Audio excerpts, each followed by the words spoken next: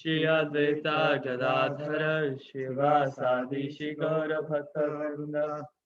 Hare Krishna, Krishna Krishna, Hare Hare, Hare Rama, Rama Rama, Hare Hare. Yeah, yes, I can. You can start. You can coordinate. Okay. So I think we end. Where did we end? I think we read that paragraph, right, Gaurang? So we need to go start at the next one. Yes.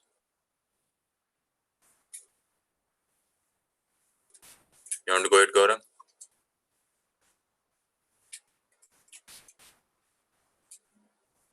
Yeah, one minute. Swamiji gathered his group together. He knew that once they tried it, they would love it, but it would only happen if he personally went with them. Washington Square Park was only half a mile away, maybe a little more. Ravindra Swarup.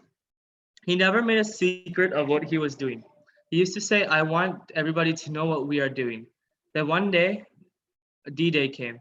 He said, we are going to chant in Washington Square Park. Everybody was scared. You just don't go into a park and chant. It seemed like a weird thing to do. But he assured us, saying, you won't be afraid when you start chanting. Krishna will help you. And so we trudged down to Washington Square Park, but we were very upset about it. Up until that time, we weren't exposing ourselves. I was upset about it, and I know that several other people were, to be making a public figure of yourself. With Prabhupada leading, they set out on that fair Sunday morning, walking the city blocks from 2nd Avenue to Washington Square in the heart of Greenwich Village. And the way he looked, just by walking, he created a sensation. None of the boys had shaved heads or robes, but because of Swamiji with his saffron robes, his white pointy shoes, and his shaved head held high, people were astonished. It wasn't like when he would go out alone. That brought nothing more than an occasional second glance. But today, with a group of young men hurrying to keep up with him as he headed through the city streets, obviously about to do something, he caused a stir. Tough guys and kids called out names, and others laughed and made sounds. A year ago in Butler, the Agarwals... We already read this. Yeah, didn't we read this one? Yeah, here, the Washington Square Park. Anyway, so Washington Square Park, the park here is hundreds of people. Yeah, we did this one. Sorry, it's my mistake maybe. Open my mind. Yeah, this we already did it. This AJ read this one. It is Allen Ginsberg. He came and he gave some money and gave High Gribadanash to help Swamiji. I'm sorry for that. I could have kept. Yeah. I had a superstitious attitude. Yeah, he also mentioned this.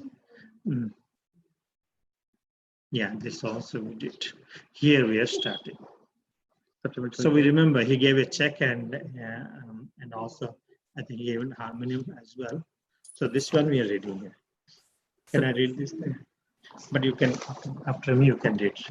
Hare Krishna. So September 23rd, it was Radhashtami, the appearance day of Srimati Radharani, Lord Krishna's eternal concept.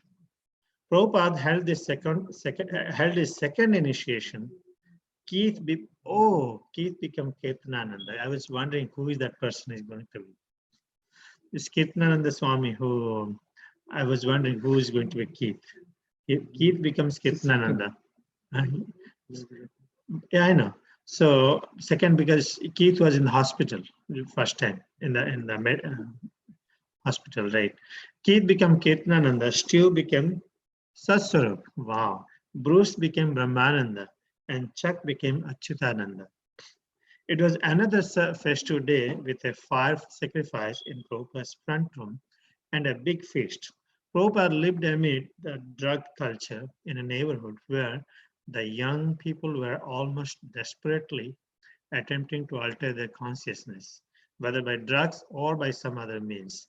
Whatever was available, Prabhupada assured them that they could easily achieve the higher consciousness by desiring, by chanting, that they desired by chanting Hare Krishna. It was inevitable that in explaining Krishna consciousness, he would make allusions to the drug experience, even if only to show that the two were contrary paths. He was familiar already with Indian sadhus who took ganja and hashish on the plea of aiding their meditations. And even before he had left India, hippie tourist had become a familiar sight on the streets of Delhi. The hippies liked India because of the cultural mystic and easy access to drugs. Oh, okay. They would meet their Indian counterparts who assured them that taking hashish was spiritual. And then they would return to America and perpetrate the misconceptions of Indian spiritual cultures. Looks like this is what is, now we will know more, but I'm very happy now that these names are kind of revealed. It's okay. It was Radhashtami. You know, approximately 1 month after Janmashtami, Radhashtami comes. Yeah, little less than 1 month actually. So if you, not 1 week. Balram Jayanti and Radhashtami maybe difference 1 week. So anyway, here Prabhupada arranged another initiation, and Keith was in hospital. Keith has been helping Prabhupada cooking, right? He became the head cook, yeah? And he's the one who has been to India before, and now he became Kirtanananda. So Kirtanananda, who actually built the new Vrindavan, West Virginia, he becomes Kirtanananda Swami. Steve becomes Sasrup. So anyone can guess what is his name? Who is this? The author of Prabhupada. Yeah, author of Prabhupada, and so many tons of books he wrote. That's an amazing work he has done. Steve became Sasrup, and Bruce became Brahmananda, and Chuck became Achyutananda. So, you know, it's again same big feast and program. And now here it says that some people had, Prabhupada lived in hippies, you know, drug addicts and all these things. But it happens that some people also visited hippies, went to India. And here it says, who was familiar with Krishna? He was familiar already with Indian sadhus who took ganja and hashish on the plea of aiding their meditation.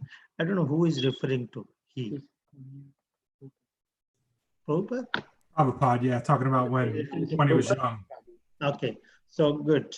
So because in the followers of Lord Shiva generally, you know, they take all this ganja, and for them they saw a saint and they appear like saint and also taking ganja. There's so much of misleading to the society.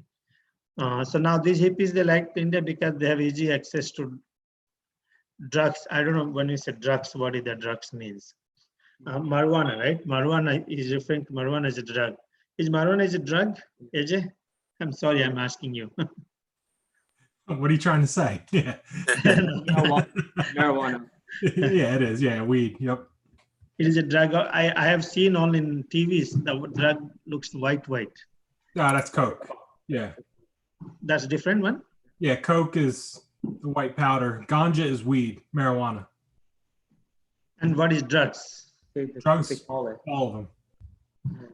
Gaurang also knows all this. Huh? Thank you Yeah, for how educating do you know all that, man? Yeah.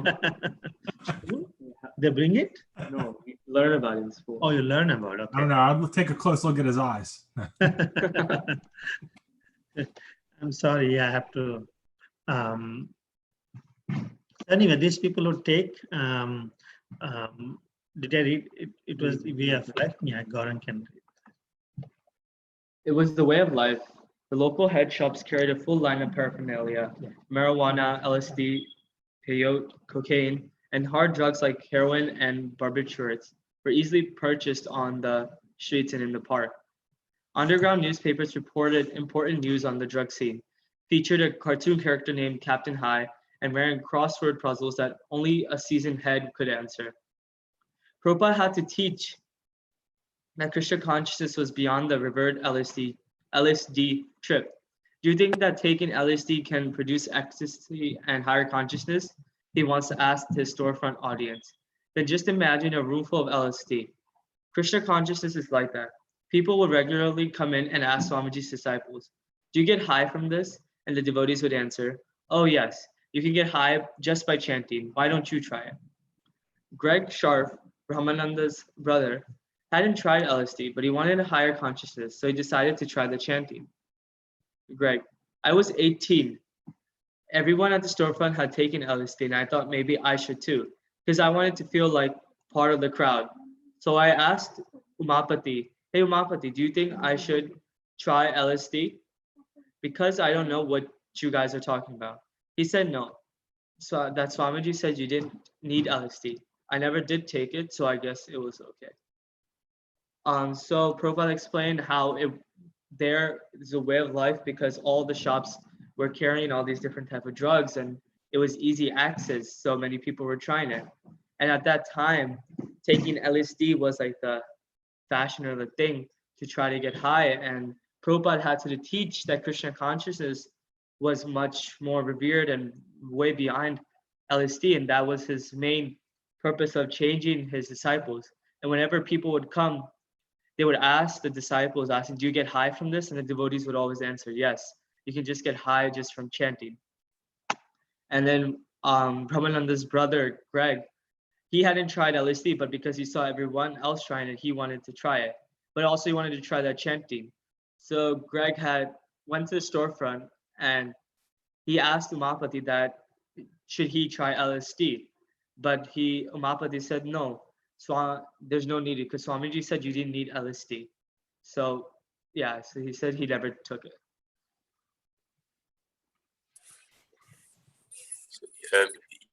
AJ, you want to go ahead or Mataji is reading, Gaurang? No, AJ can go. AJ. Hi, Agriva. Have you ever heard of LSD? It's a psychedelic drug that comes like a pill, and if you take it, you can get religious ecstasies. Do you think this can help my spiritual life?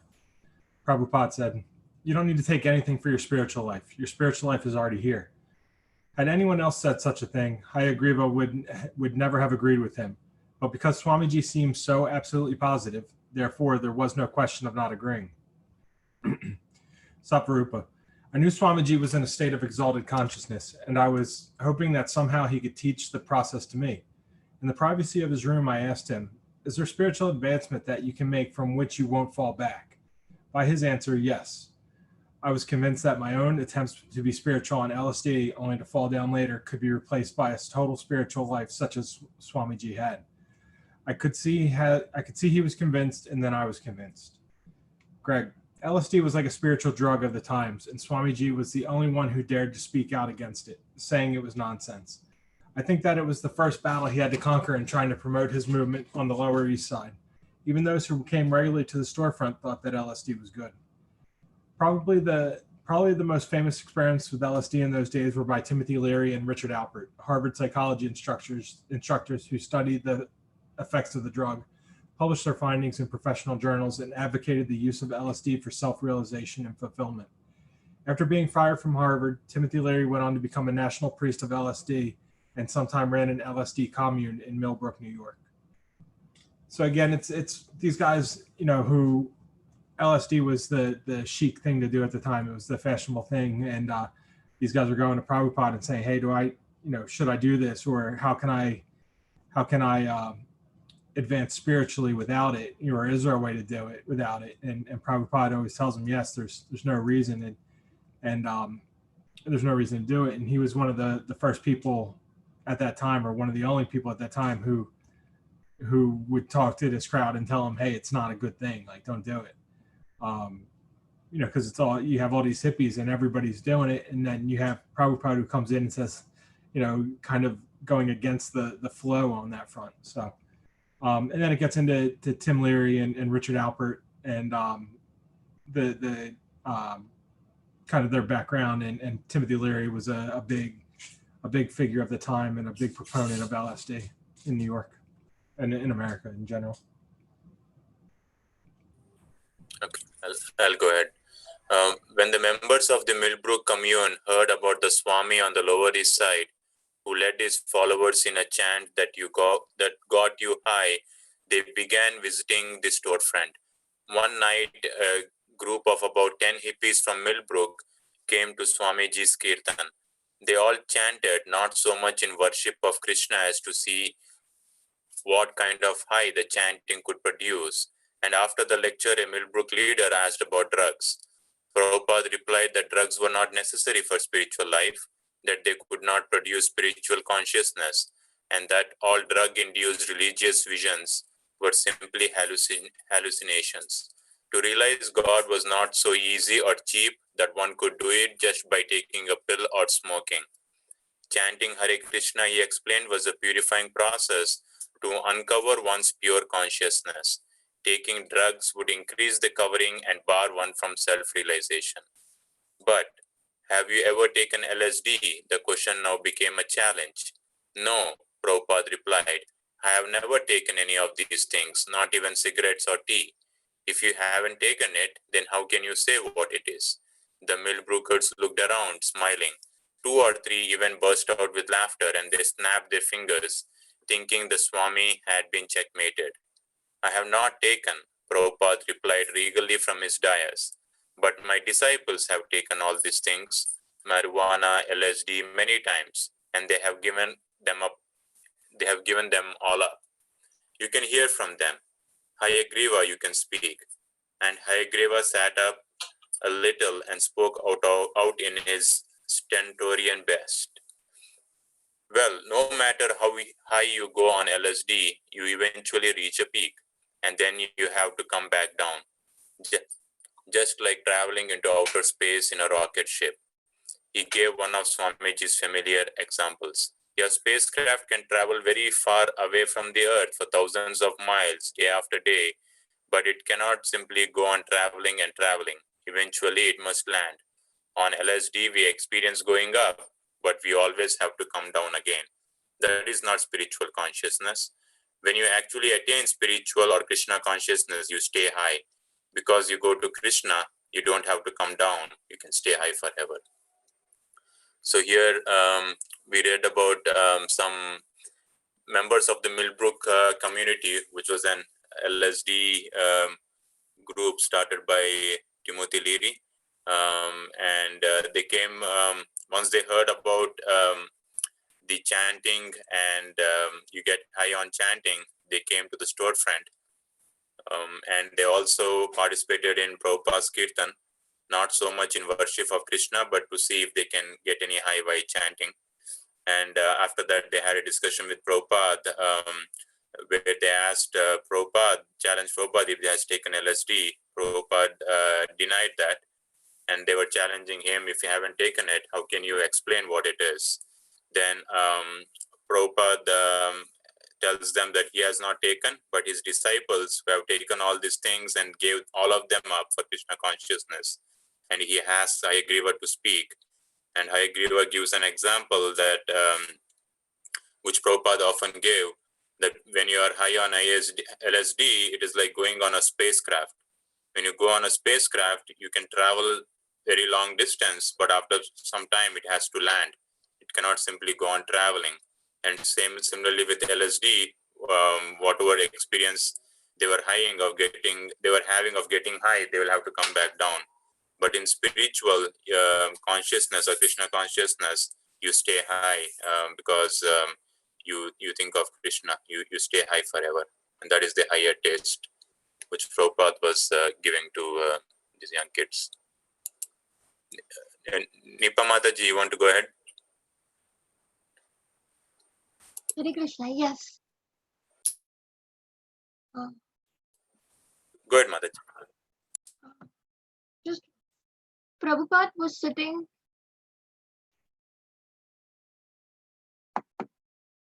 Prabhupada was sitting in his back room with Hayagriva and Umapati and other disciples. The evening meeting had just ended and the visitors from Millbrook had gone. Krishna consciousness is so nice, Swamiji. Umapati spoke up. You just get higher and higher and you don't come down. Prabhupada smiled. Yes, that's right. No more coming down, Umapati said, laughing, and the others also began to laugh. Some clapped their hands, repeating no more coming down. The conversation inspired Haigriva and Umapati to produce a new handbill. Stay high forever. No more coming down. Practice Krishna consciousness. Expand your consciousness by practicing the transcendental sound vibration. Hare Krishna, Krishna Krishna, Hare Hare, Hare Rama, Rama Rama, Hare Hare.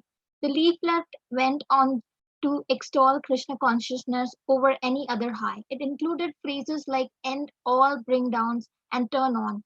It spoke against employing artificially induced methods of self realization and expanded consciousness. Someone objected to the flyers playing too much of the hippie mentality, but Prabhupada said it was all right.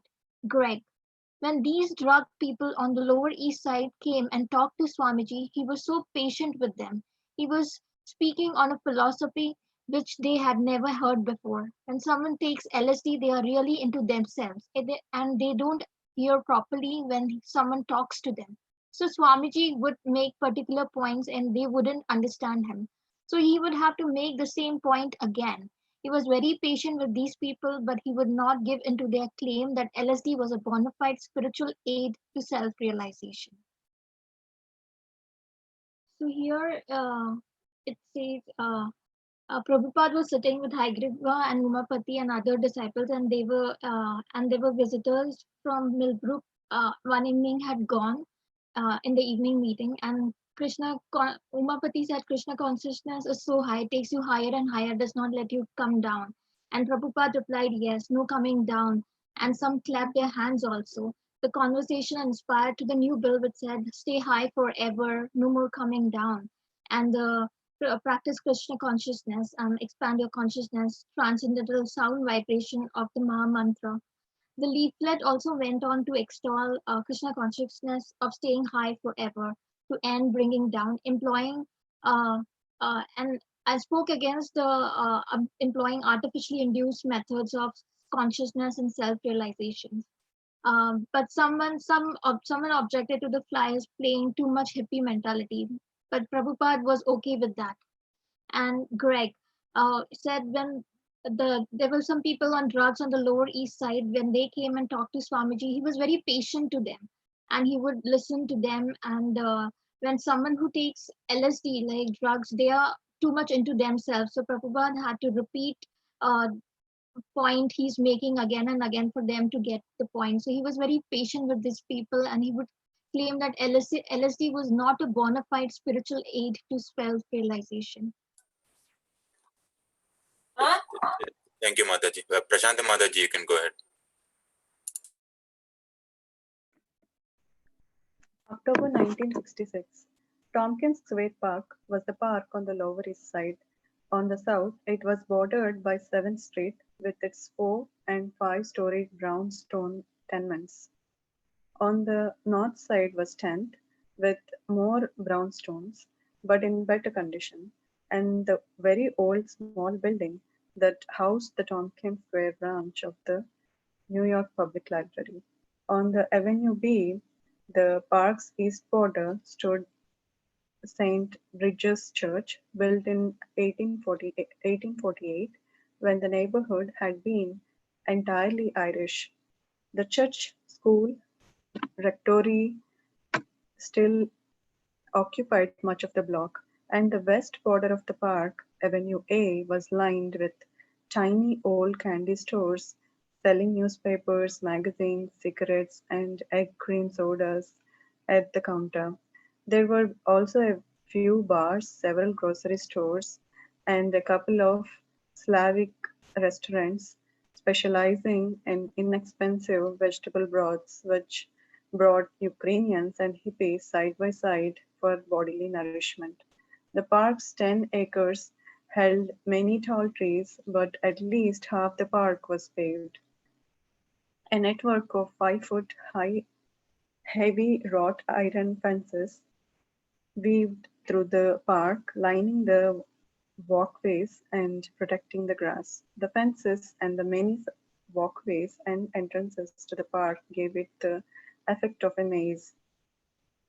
Since the weather was still warm, and it was Sunday. The park was crowded with people. Almost all the space on the benches that lined the walkways was occupied. There were old people, mostly Ukrainians, dressed in outdated suits and sweaters, even in the warm winter, sitting together in clans talking.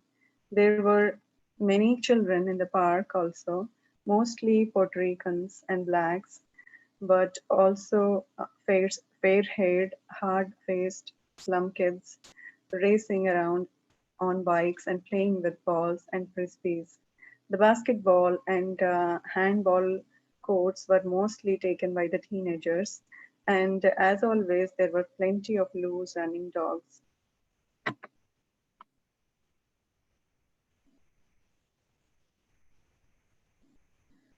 This explains the Tompkins Square Park and the neighborhood around it, what it is surrounded with, and what and the crowds of people. Um, it talks about an old church on one side, public library, and some streets filled with candy stores, newspapers, magazines, etc., and some restaurants with where Ukrainians and hippies go, where they have inexpensive food. And the park's 10 acres held many tall trees, and it's also weaved with the iron fences, giving it a maze look. And on Sundays, the park was very crowded, and mostly Ukrainians. We can find old people, mostly Ukrainians, and also there are children playing, Puerto Ricans and blacks, and the teenagers in the basketball and the handball courts. Yeah. Thank you, Mataji. Let's see. Sridhari Mataji or Shrikar Prabhu, you want to go ahead? A marble miniature gazebo, 4 pillars and a roof, with a drinking fountain inside, was a remnant from the old days, 1891, according to the inscription. On its 4 sides were the words hope, faith, charity, and temperance. But someone had sprayed the whole structure with black paint, making crude designs and illegible names and initials. Today, a bench had been taken over by several conga and bongo drummers. The whole park pulsed with their demanding rhythm. And the hippies were there, different from the others. The bearded bohemian men and their long-haired young girlfriends, dressed in old blue jeans, were still an unusual sight. Even in Lower East Side melting pot, their presence created tension. They were from middle-class families, and so they had not been driven to the slums by dire economic necessities. This created conflicts in their dealings with the unprivileged immigrants. And the hippies, well-known proclivity for psychedelic drugs, they revolt against their families and affluence, and their absorption in the Evergrande sometimes made them the jeered minority among their neighbors. But the hippies just wanted to do their own thing and create their own revolution for love and peace. So usually they were tolerated, although not appreciated. There were various groups among the young and hip at Tompkins Square Park. They were friends who had gone to the same school together, who took the same drug together, or who agreed on a particular philosophy of art, literature, politics, and metaphysics.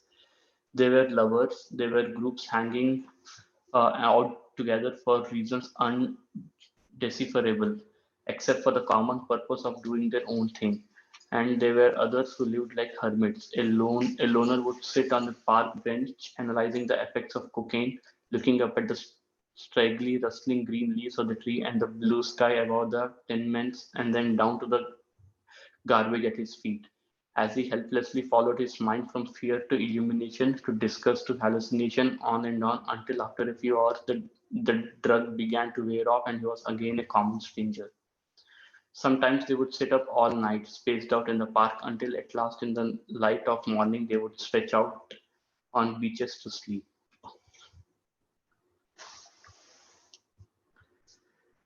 So I think here the description of the Thompson Square Park is mentioned. Okay, can you only summarize? So I just joined, so I just don't know the context. Yes, yes. So here I think that this is a continuation of the description of the Tompkins Square Park, where it says that there are many immigrants who are also in the park. There are many drummers and who were playing on their congo and bongo drums. There were many hippies who were from middle class families, so they became hippies not because lack of economic necessity, but it was basically because they wanted to go high, and they had some conflicts with the immigrants, and there were many different groups of people at the Tompkins Square Park. Some came there to meet their friends. Some came there to were their drug companions. Some wanted to discuss about art or literature, and some were lovers. And some they used to stay there discussing throughout the night, and in the morning, when the drug began to wear off, they would go and sleep on the benches of the park. Mataji is there, Prabhu? Yes, Prabhu.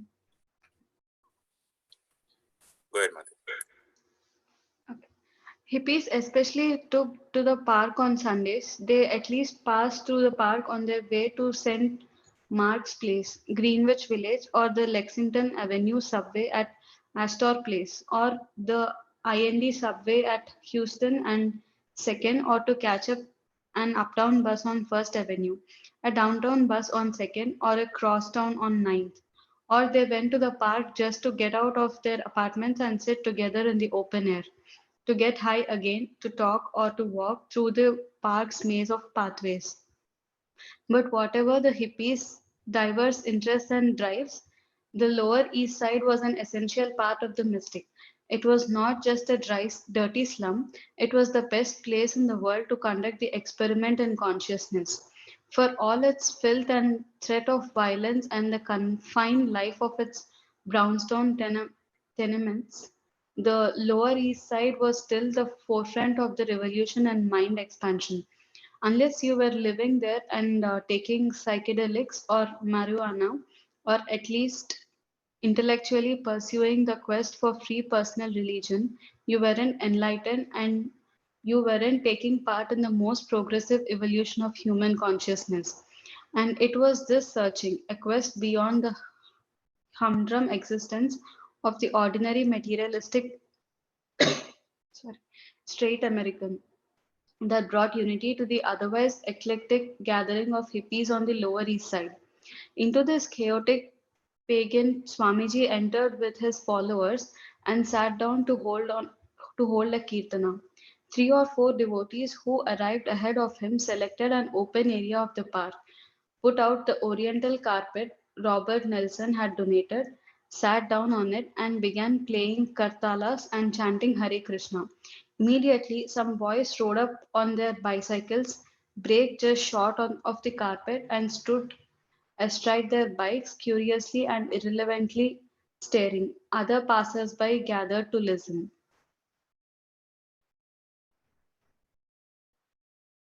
So here they're describing about hippies, like how they usually go to park on Sundays, like different parks, on their way to St. Mark's Place or the IND subway. Like they just wanted to get out of their apartments and sit in the open air, just to get again high and talk, or just walk through the park's maze of pathways. And The Lower East Side was not just a dirty slum, but it was the best place in the world where the experiment was conducted about consciousness. Uh, so, mm, Prabhupada was sitting there at the park to hold a kirtana, and 3 or 4 devotees arrived ahead of him and selected an open area in the park. And they also put out a carpet which was donated by Nelson, and they started playing kartalas and chanting Hare Krishna. So some boys rode up on their bicycles and just took a short break there. And some were curious at what was happening over there. And some passerbys just gathered to listen what was happening. And some didn't even care and they just left. That's it, Prabhu. Thank you, Mataji. I think here also basically until now all the hippies used to come to the storefront who were curious, but now at Tompkins Square Park, which looks like a gathering ground for all the hippies, Swamiji is going to, Prabhupada is going to have, he's having his kirtan there in Tompkins Square Park. His first kirtan in Tompkins Square Park. Vijayanand Prabhu, you want to go ahead? Meanwhile, Swamiji, accompanied by half a dozen disciples, was walking the 8 blocks from the storefront. Brahmananda carried the harmonium and the Swami's drum. Ketananda, who was now shaven head at Swamiji's request and dressed in loose flowing canary yellow robes, created an extra sensation. Drivers pulled their cars over to have a look, their passengers leaning forward, agape at the outrageous dress and shaved head. As the group passed a store, people inside would poke each other and indicate the spectacle. People came to the windows of their tenements, taking in the Swami and his group as if a parade was passing. The Puerto Rican tough guys, especially, could not restrain themselves from exaggerated reactions. Hey Buddha, they taunted. Hey, you forgot to change your pajamas. They made shrill screams as if imitating Indian war whoops they had heard in Hollywood westerns. Hey Arabs, exclaimed one heckler who began imitating what he thought was an Eastern dance. No one on the street knew anything about Krishna consciousness, nor even of Hindu culture and customs. To them, the Swami's entourage was just a bunch of crazy hippies showing off. But they did not quite know what to make of the Swami. He was different. Nevertheless, they were suspicious. Some, however, like Irving Halpern, a veteran Lower East Side resident, felt sympathetic towards this stranger, who was apparently a very dignified person on a peaceful mission. Irving Halpern, a lot of people had spectralized notions of what a Swami was. As though they were going to suddenly see people lying on little mattresses made out of nails and all kinds of other absurd notions. Yet here comes just a very graceful, peaceful, gentle, obviously well-meaning being into a lot of hostility. Hippies. Okay, yeah. So this these passages describe the environment actually. Like first, we saw like how the park and the environment were there, and then now they're started to describe like the procession basically. Although Prabhupada and all his disciples now they were carrying all the harmoniums and mridanga, and they were like walking from the matchless gift store to the park. And when they were walking in the road, like it created like extra sensation, and everyone like they become very curious, and the drivers of the car, they pulled over and they wanted to have a look, as well as like their passengers were leaning forward. Also, the people who were there inside other stores, they tried to poke each other and indicating the spectacle. And also, like a lot of people are watching this parade, like watching all those people.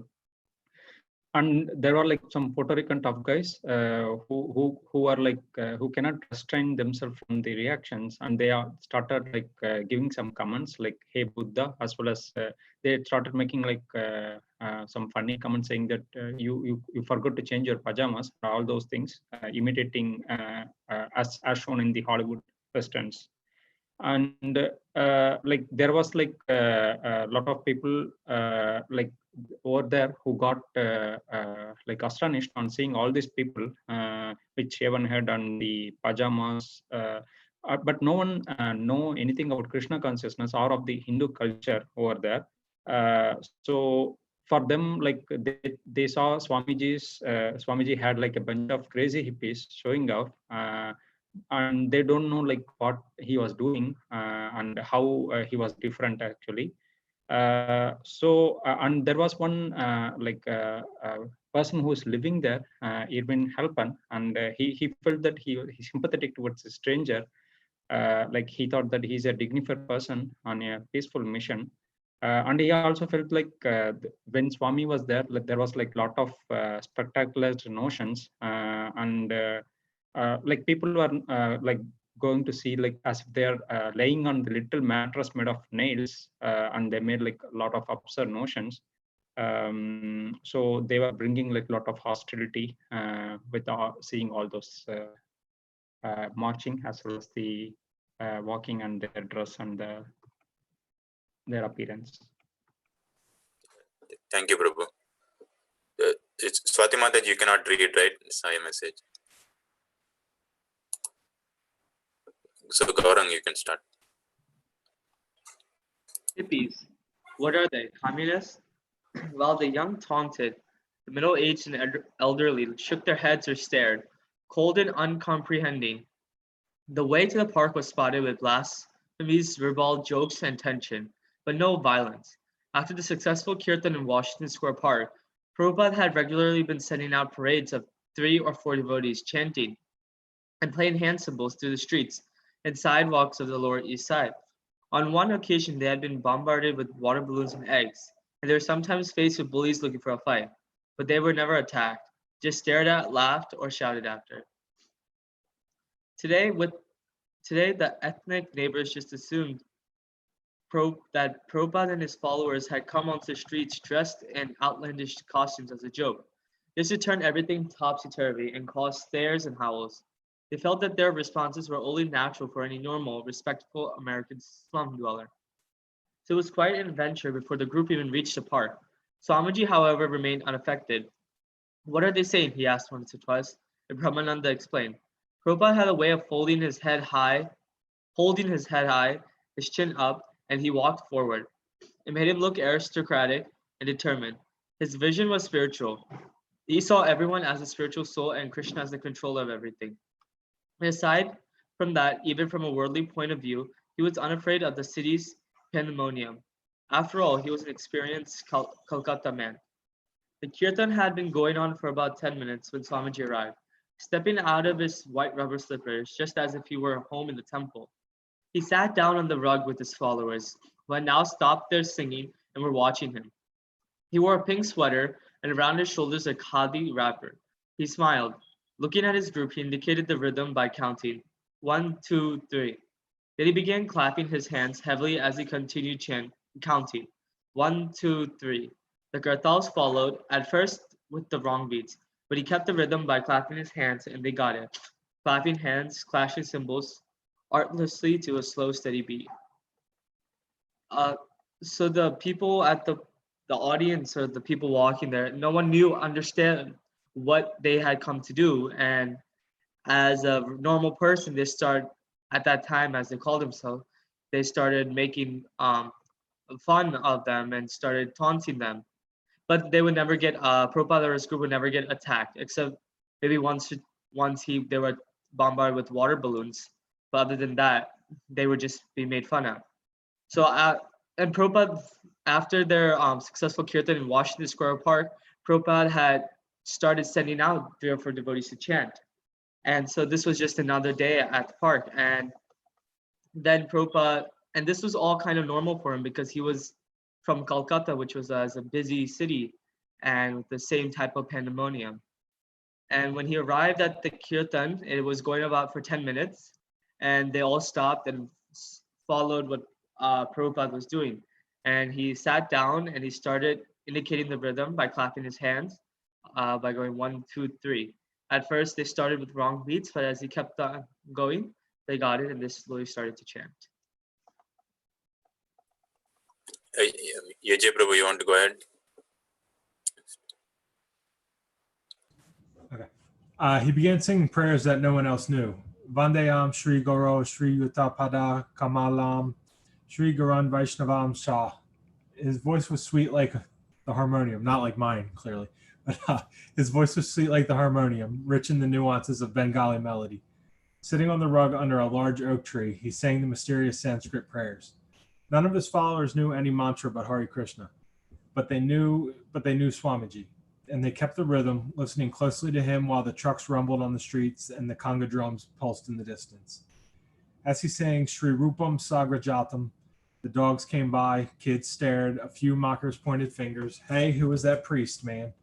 But his voice was a shelter beyond the clashing dualities. His boys went on ringing cymbals while he sang alone, Sri Radha Krishna Padan. Prabhupada sang prayers in praise of Srimati Radharani's pure conjugal love for Krishna, the beloved of the gopis. Each word, passed down for hundreds of years by the intimate associates of Krishna, was saturated with deep transcendental meaning that only he understood. Sahagana Lalita Sri Vaikanashvitam Cha. They waited for him to begin Hare Krishna, although hearing him chant was exciting enough. More people came, which was what Prabhupada wanted. He wanted them chanting and dancing with him, and now his followers wanted that too. They wanted to be with him. They had tried together at the UN, Ananda Ashram, and Washington Square. It seemed that this would be the thing they would always do, go with Swamiji and sit and chant. He would always be with them chanting. So yeah, they're sitting in Tompkins Square Park, and Prabhupada starts chanting, but he's, all these guys only know one chant. They only know the Maha Mantra. And so he's chanting some other ones that he knows that they don't, but they were just, kind of just happy to hear him chant, and, and just kept the rhythm and kept playing, and more people came by and were, inquiring about what was going on and who's that guy. Which was the whole point, was, to expose more people to chanting and to Krishna consciousness. And, every other time they've tried, they've gotten shut down, essentially, right? They tried at the peace rally or the peace vigil, and they were saying, hey, this is a silent vigil. They tried at the ashram, but, the other folks at the ashram really, weren't digging it too much. And at Washington Square, the cops showed up there. So this seems like, the first really successful chanting mission they went on. So I'll go ahead now. Then he began the mantra, Hare Krishna, Krishna Krishna, Hare Hare, Hare Rama, Rama Rama, Hare Hare. They responded, too low and muddled at first, but he returned it to them again, singing it right and triumphant. And again they responded, gaining heart, ringing kartals and clapping hands. 1, 2, 3. 1, 2, 3. Again he sang it alone, and they stayed, hanging closely on each word, clapping, beating cymbals, and watching him, looking back at them for his inner concentration, his old age wisdom, his bhakti. And out of love for Swamiji, they broke loose from their surroundings and joined him as a chanting congregation. Swamiji played his small drum, holding its strap in his left hand, bracing the drum against his body, and with his right hand playing intricate mridanga rhythms. Hare Krishna, Krishna Krishna, Hare Hare, Hare Rama, Rama Rama, Hare Hare. He was going strong after half an hour, repeating the mantra, carrying them with him as interested onlookers gathered in greater numbers. A few hippies sat down on the edge of the rug, copying the cross-legged sitting posture, listening, clapping, trying the chanting, and the smaller inner circle of Prabhupada and his followers grew as gradually more people joined. As always, his kirtan attracted musicians. Irving Halpin, I make flutes, and I play musical instruments. There are all kinds of different instruments that I make. When the Swami came, I went up and started playing, and he welcomed me. Whenever a new musician would join and play their first note, he would extend his arms. It would be as though he had stepped up to the podium and was going to lead the New York Philharmonic. I mean, there was this gesture that every musician knows. You just know when someone else wants you to play with them and feels good that you're playing with them. And this very basic kind of musical communication was there with him, and I related to it very quickly, and I was happy about it. So here, Prabhupada and the devotees chant the Hare Krishna Maha Mantra, and at first they are not able to sing in chorus with Prabhupada, but again Prabhupada basically keeps on chanting, and they repeat, and Prabhupada also shows them how to play kartals by doing the 1, 2, 3 signal, and slowly they all sing in a rhythm, and they all look at Prabhupada and looking at him with concentration, because they see his bhakti, and out of love they also started chanting as a group and forgetting about their surroundings. And Swamiji Prabhupada also used to play with his drum, play mridang, and they had gone for half an hour playing the mantra, and slowly many onlookers increased. A few hippies sat down on the edge of the rug, and they also copied their posture, sitting cross-legged, listening and clapping. And always Kirtan was attractive to musicians. So Irving Halpern, he is a person who makes musical instruments, and he explains that he says that whenever a new musician would come and join the play, Prabhupada would encourage them. It is as if giving a gesture that Prabhupada wants them to play with them, and this musician communication was going on, and Irving Halpern was happy about that, and he liked to participate. Who is next? Nipa Mataji, you are here.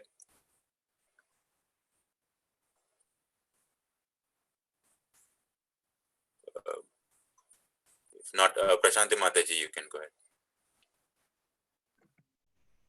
Lone musicians were always loitering in different parts of the park, and when they heard they could play with the Swami's chanting and that they were welcome, then they began to come by one.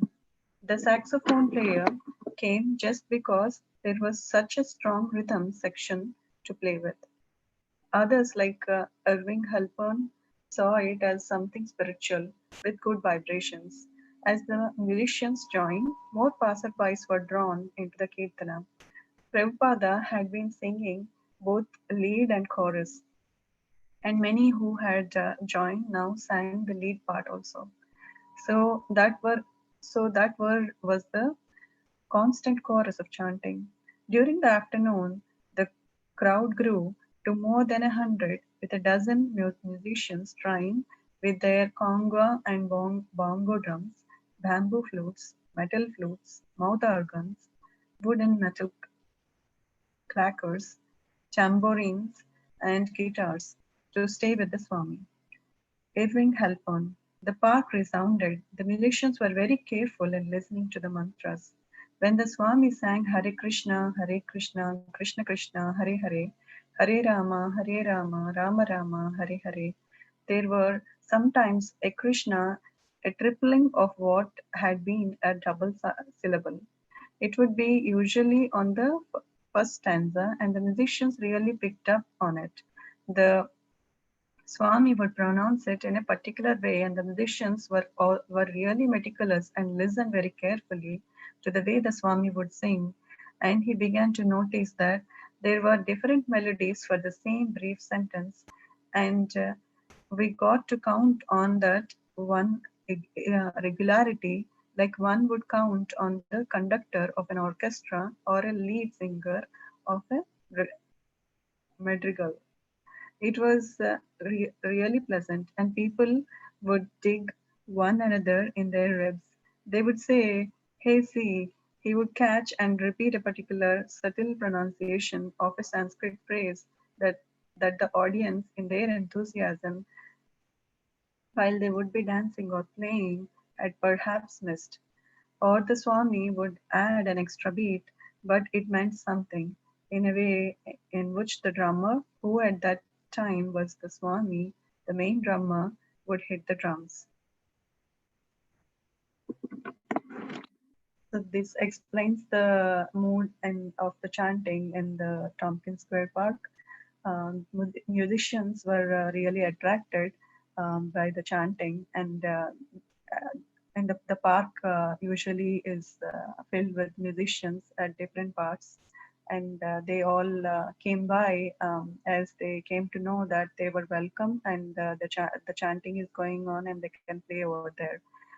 So one saxophone player came by because he can play strong rhythms along with them. And Irwin Halpern saw it as something spiritual. So different people were many people were attracted in different ways, to play music or for the spiritual purpose, or just to chant and go along with the crowd. Many people, like more than 100, came by, and they were playing different types of instruments, and the park resounded. The musicians are very careful in listening to the mantras. So every time sometimes Prabhupada would be changing the melody, and also when he's playing the drum, he makes a different kind of beat, and they would used to pick up, and also they used to pick up the subtle pronunciation of the Sanskrit phrases. So they were very inquisitive and learning quickly, and also having a happy time over there. Thank you, Mataji. Shrikar Prabhu or Sridhari Mataji.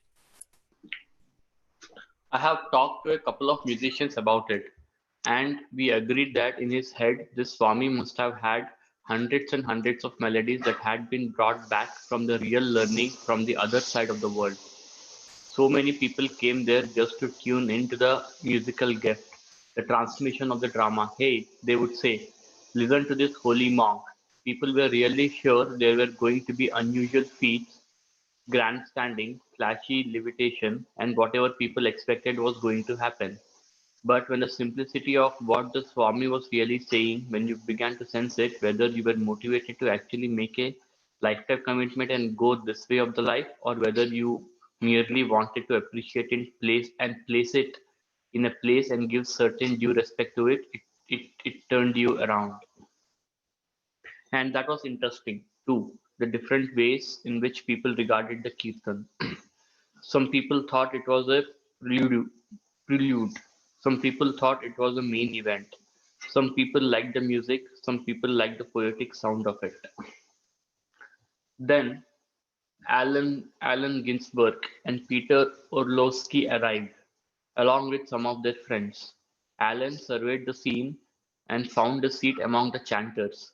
With his black beard, his eyeglass, his bald spot surrounded by long black ringlets of hair, Allen Ginsberg, the poet patriot, came to join the chanting, greatly enhanced the local prestige of the Kirtan. Prabhupada, while continuing his ecstatic chanting and drum playing, acknowledged Allen and smiled. A reporter from the New York Times dropped by and asked Allen for an interview, but he refused. A man should not be disturbed while worshipping. The Times would have to wait.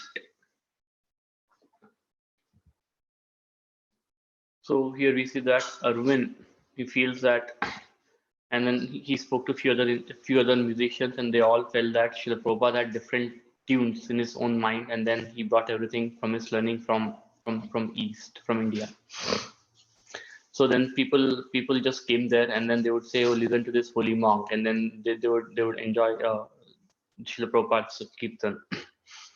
So they were not really sure what was going to happen. They were I mean, so but they never knew what that event was. But the simplicity of Srila Prabhupada was really saying, I mean, whether either they were motivated to actually make a lifetime commitment or go the other way of life, or whether they just wanted to appreciate and just be there, that really turned them around. So people were viewing this Kirtan in different ways. I mean, they regarded it in different ways. Some people thought it was just some main event, and some people just liked the music, and then some people just liked the poetic sound of it, the tune. Then it so happened that Allen Ginsberg and Peter Orsky, they all arrived. And then Allen, he saw the scene, and then he found a space, and then he just sat and listened to the Kirtan. And then Srila Prabhupada, when he saw Allen Ginsberg in the crowd, he just acknowledged Allen, and then he smiled. And then there was a reporter, and then who dropped by, and then he asked Allen Ginsberg for an interview, but he said he refused, saying that a man should not be disturbed while worshipping, and the times would have to wait. So Sridhar is not here, too. He just left. Okay. Janand Prabhu. Alan, Tompkins Square Park was a hotbed of spiritual conflict in those days. So it was absolutely great. All of a sudden, in the midst of all the talk on drugs and theory, for some people to put their bodies, their singing, to break through intellectual ice and come out with total bhakti. That was really amazing. The blacks and Puerto Ricans were out there with drums too, doing conga. But here was a totally different kind of group, some of them with shaven heads, and it was interesting. It was a repetitious chant, but that was also great. It was an easy chant to get into. It was an open scene. There was no box to corner there in the actual practice. So general smiles and approval and encouragement as a beginning of some kind of real communal get-together in the park with a kind of serious underbase for exchange instead of just hog dog on the drums. Prabhupada was striking to see. His brow was furrowed in the effort of singing loud, and his visage was strong. The veins in his temples stood out visibly, and his jaw fluttered forward as he sang his Hare Krishna for all to hear. Although his demeanor was pleasant, his chanting was intensive, sometimes straining, and everything about him was concentration. It wasn't someone else's yoga retreat or silent peace vigil, but a pure chanting be enough Prabhupada's own doing. It was a new wave, something everyone could take part in. The community seemed to be accepting it. It became so popular that the ice cream vendor came over to make sales. Besides Prabhupada's group of young, blonde-haired boys, 5 or 6 old, were just sitting around. A young Polish boy stood staring. Someone began burning frankincense on a glowing coal in a metal strainer, and the sweet fumes billowed among the flutists, drummers, and chanters. So this has just described how the scenario and the external environment in the Tompkins Square Park, like how it was earlier and how it got transformed now is explained here. So earlier it was like a hotbed of spiritual conflict, and but suddenly now all of a sudden, in spite of all the talk on drugs and theory, like people put their bodies for singing, and they came out with total bhakti that was like really amazing. And also like the blacks and Puerto Ricans were also with the drums, and there was also a totally different kind of group, like some of them with shaven heads was like interesting, and they were doing the repetitious chanting, and it was like a open scene, and like all over the place everyone was like smiling and approving and encouraging, and it became like a communal get together in the park, and instead of just hog like just playing the drums without any specific reason. So it became like very interesting, and it became a communal get together. And Prabhupada was like, he was, as he's the main person in the crowd, he was like very striking to see. He gave like a loud voice and singing the Hare Krishna Maha Mantra, and he had like showcased like intensive chanting, and he showcased like how to do like concentrate and do the prayers. And so it was like a new wave happening over there, and the entire community over there started accepting it, and it became a very famous that like ice cream vendor came to make his sales, because he saw like he might have seen a lot of people gathered over there and a good crowd was there. And there were also like young boys, some people young, like who are totally young, they also started gathering, and they started making some good pleasant fumes that helped in like making an atmosphere better for all the people who are playing the musical instrument, the flutists, drummers, and the chanters.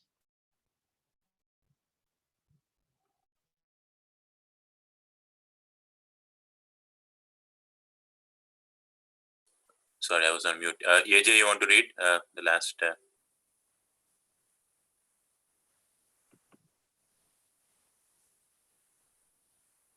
You there, AJ?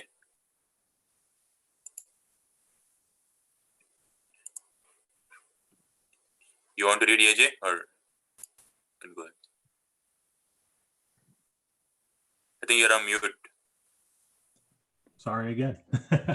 Swamiji motioned to his disciples, and they got up and began dancing. Tall, thin Striyatisa, his back pocket stuffed with Stay High Forever flyers, raised his hands and began to dance. Beside him, in a black turtleneck, big chanting beads around his neck, danced Achuchananda, his curly, almost frizzy hair long and disarrayed. Then Brahmananda got up. He and Achutananda stood facing each other, arms outstretched, as in the picture of Lord Chaitanya's kirtan. Photographers in the crowd moved forward. The boys danced, shifting their weight from left foot to right foot, striking a series of angelic poses, their large red chanting beads around their necks. They were doing the Swami step. Brahmananda: once I got up, I thought I would have to remain standing for as long as Swamiji played the drum. It will be an offense, I thought, if I sit down while he's still playing, so I danced for an hour. Prabhupada gave a gesture of acceptance by a typically Indian movement of his head, and then he raised his arms, inviting more dancers. More of his disciples began dancing, and even a few hippies got up and tried it. Prabhupada wanted everyone to sing and dance in Sankirtan. The dance was a sedate swaying and a stepping of bare feet on the rug, and the dancers' arms were raised high, their fingers extended toward the sky above the branches of the autumn trees. Here and there, throughout the crowd, chanters were enjoying private ecstasies. A girl with her eyes closed played finger cymbals and shook her head dreamily as she chanted. A Polish lady with a very old, worn face and a babushka around her head stared incredulously at the girl. Little groups of old women in kerchiefs, some of them wearing sunglasses, stood there and there among the crowd, talking animatedly and pointing out the interesting sights in the kirtan. Kirtananda was the only one in a dhoti, looking like a young version of Prabhupada. The autumn afternoon sunlight fell softly on the group, spotlighting them in a golden glow with long, cool shadows. So it's just the guys talking about how, when Swamiji started playing, his initiated devotees got up and started dancing. Initiated disciples got up and started dancing, kind of mimicking what they saw in the pictures of Lord Chaitanya, the kirtans that they had in let me start over.